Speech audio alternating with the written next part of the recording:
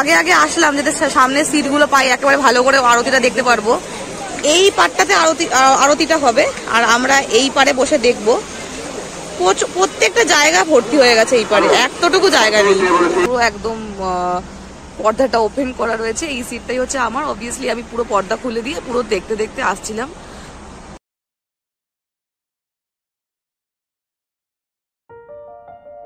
মানালি ট্রিপের এপিসোড 3-তে আপনাদের সবাইকে ওয়েলকাম।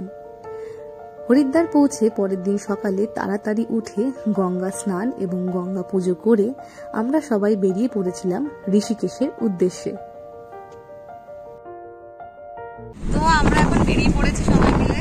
আমরা গঙ্গায় চান করলাম, গঙ্গায় ডুব দিয়ে তারপরে হোটেল গেলাম। হোটেলে একটুখানি ফ্রেশ আপ হলাম, হয়ে আমরা রেডিমেডি হয়ে এখন ব্রেকফাস্ট করে নিয়ে আমরা বেরিয়ে পড়েছি ঋষিকেশের উদ্দেশ্যে। আর রাস্তায় আমরা ব্রেকফাস্ট করে নেব। এখন সময় হচ্ছে 10:43 বাজে। আমরা এই 10:40 নাগাদ রওনা দিয়েছি আর যাচ্ছি ঋষিকেশের উদ্দেশ্যে।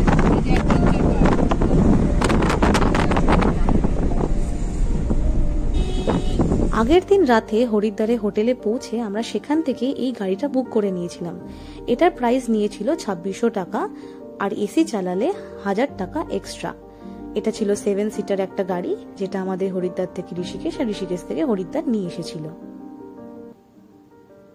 আমরা একটা ধাবায় এসেছি এখন ব্রেকফাস্ট করতে। এই যে মারা এখানে আলুর পরোটা খাচ্ছে, খাওয়া স্টার্ট হয়ে গেছে আসলে ওদের। কেমন লাগছে খেতে? কেমন খেতে? ভালো। আর এইখানে আমরা পনির পরোটা খাচ্ছি। আমি আর ছোটি ভাই পনির পরোটা নিয়েছি, ওরা বাকিরা আলুর পরোটা খাচ্ছে। প্রচন্ড গরম, এখনো পর্যন্ত খেতে পারিনি। ছোটি ভাই কেমন লাগছে খেতে? খুব ভালো খেতে? হ্যাঁ হ্যাঁ। সামনের দিকে পাহাড়ের দৃশ্য দেখতে দেখতে আমরা 1 ঘন্টার মধ্যেই পৌঁছে গেছিলাম ঋষিকেশে। আমরা এখন চলে এসেছি ঋষিকেশে। এটা হচ্ছে এখন আমরা দাঁড়িয়ে আছি জানকী ঝুলার সামনে। এই যে পেছনে ঝুলাটা, আমরা এখান থেকে হেঁটে যাব হচ্ছে লক্ষ্মণ ঝুলা থেকে রাম ঝুলা। এই ঝুলাটাতে আর প্রত্যেকটা ঝুলাতেই কোনো রকম গাড়ি মানে 4 হুইলার অ্যালাউড না, এখানে খালি 2 হুইলার অ্যালাউড। তো যেখান থেকে যদি কেউ হাঁটতে অসুবিধা হয় তারা এখান থেকে 2 হুইলার নিয়ে, মানে এখানে অনেক গাড়ি ছেড়ে দিয়ে আসছে ওই পারে অবধি বা একটু আগে অবধি। যদি আমরা কেউ লক্ষ্মণ ঝুলা বা রাম ঝুলা অবধি যেতে চাই তাহলে সেখানে অবধি ছেড়ে দিয়ে আসছে। 100 থেকে 200 রুপিসের মতন করে নিচ্ছে। আমরা এখানে হেঁটেই যাব। প্রচন্ড গরম লাগছে এখন, কেন কি রাতের বেলাটা অত গরম লাগছিল না, এখন মানে কি বলবো, রোদ উঠে গেছে তো রোদের তাপটাতে একটা তেজ রয়েছে। আমি ভালো করে দেখিয়ে দিচ্ছি এখানটা। এইটা হচ্ছে জানকী ঝুলা, আর ওই দিকে এই যে মাঝখান দিয়ে গঙ্গা বয়ে যাচ্ছে, আর ওই দিকে হচ্ছে জুম করে দেখাচ্ছি, ওদিকে হচ্ছে লক্ষ্মণ ঝুলা আর রাম ঝুলা রয়েছে। ঠিক আছে, সামনে এটা বোধহয় লক্ষ্মণ ঝুলা, আর একটু আগে গিয়ে বোধহয় রাম ঝুলা রয়েছে। আমরা ওইখান অবধি হেঁটে যাব। আর এই মধ্যিখানেরটা লেনটা হচ্ছে এখানে 3টে লেন রয়েছে। মধ্যিখানের লেনটা হচ্ছে হেঁটে যাওয়ার ওয়াকিং লেন, আর দুদিকে 2টো বাইকার্স লেন রয়েছে। তো যাই। তারপর লোহার তৈরি এই জানকী ঝুলার উপর দিয়ে আমরা হেঁটে গঙ্গার এক পার থেকে আর এক পারে চলে গেলাম। সেদিন রোদটা অনেকটা চড়া ছিল। এই দেখুন, এইখানে হনুমানের কি সুন্দর একটা ছবি আঁকা। আমার কিন্তু হেঁটে যেতে বেশ ভালো লাগছিল। ওই পারে গিয়ে গঙ্গার একটা অপরূপ সুন্দর দৃশ্য আমরা দেখতে পেলাম। এখানে গিয়ে কিন্তু আমার মনটা একদম শান্ত হয়ে গেছিল। গঙ্গার এই পাড়টা খুব সুন্দর করে বাঁধানো ছিল, চারিদিকে ছিল খুব সুন্দর মূর্তি। দেখুন এদিকে কত সুন্দর একটা মূর্তি তৈরি করা রয়েছে।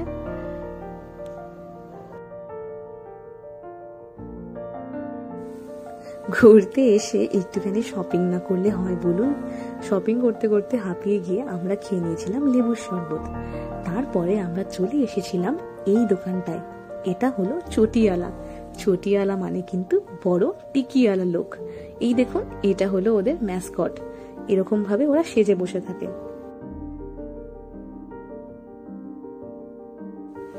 এখানে ভেতরে অ্যাম্বিয়েন্সটা ছিল খুবই ভালো, কিন্তু সত্যি কথা বলতে গেলে এই বিখ্যাত ফুড ব্র্যান্ডটার ওখানে যেরকম হাইপ, ওদের খাবার দাবার কিন্তু সেটার তুলনায় সেরকম কোয়ালিটির ছিল না।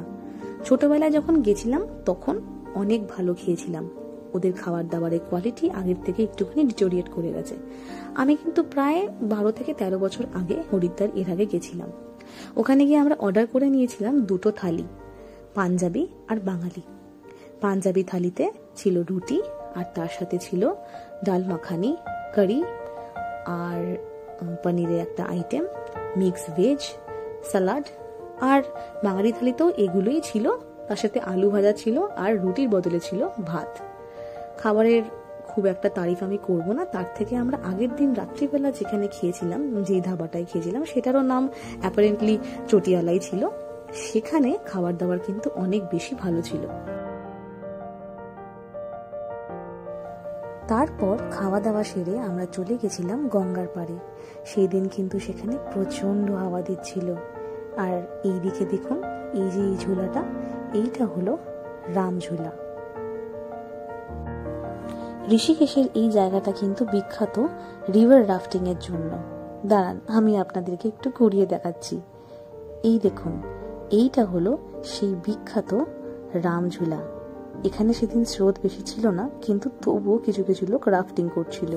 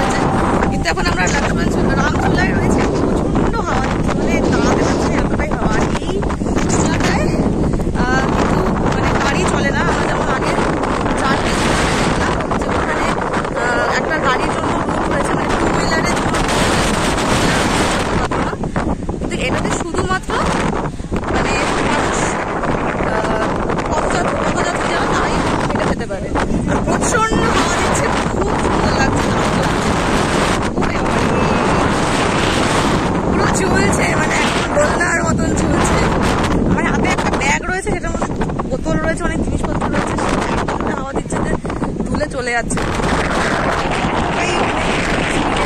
এতটাই জোরে দাঁড়াতে পারছি না।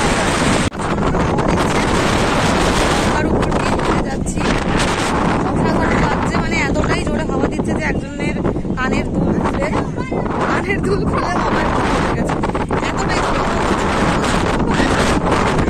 ভয় লাগছে। ভিডিওটা ফোনটা সামনে ধরে থাকতে পারছি না, এতটা জোরে মানে হাওয়া দিচ্ছে। কিন্তু খুব সুন্দর লাগছে, অসাধারণ ওয়েদার, খুব সুন্দর লাগছে।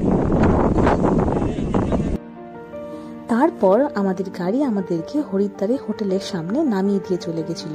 সেখান থেকে আমরা রিক্সায় করে চলে গেছিলাম হরিদ্বারের হারকি পরি ঘাটে সন্ধে আরতি দেখব বলে। আমরা এখন হরিদ্বার চলে এসেছি ঋষিকেশ থেকে। আর আমরা এবার যাচ্ছি, একটুখানি মেঘলা হয়ে গেছে ওয়েদারটা, বেশ টাইম, ছাতাটা রয়েছে আমাদের সাথে। আর এখন আমরা সন্ধ্যা আরতি যেটা হয় সেটা দেখতে এসেছি। মানে এখনো পর্যন্ত বোধহয় 1 ঘন্টা বাকি সন্ধ্যা আরতি শুরু হওয়ার, কিন্তু এখানে অলরেডি লোক, মানে তাই জন্য 1 ঘন্টা আগে থেকে যাতে সামনে বসতে পারি, সেটার জন্য আমরা আগে আসলাম, যাতে সামনে সিটগুলো পাই, একেবারে ভালো করে আরতিটা দেখতে পারবো। এই পাড়টাতে আরতিটা হবে, আর আমরা এই পাড়ে বসে দেখবো।